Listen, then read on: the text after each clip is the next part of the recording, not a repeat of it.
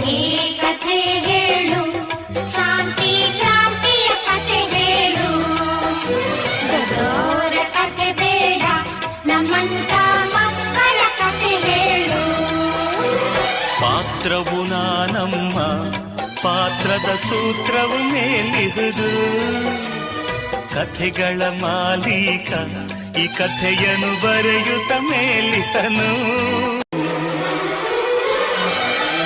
ಕಥೆ ಕಥೆ ಹೇಳು, ಶಾಂತಿ ಕ್ರಾಂತಿಯ ಕಥೆ ಹೇಳು.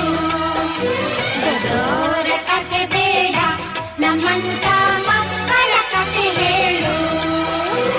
ಪಾತ್ರವು ನಾನಮ್ಮ, ಪಾತ್ರದ ಸೂತ್ರವು ಮೇಲಿಹುದು. ಕಥೆಗಳ ಮಾಲೀಕ ಈ ಕಥೆಯನ್ನು ಬರೆಯುತ್ತ ಮೇಲಿತನು.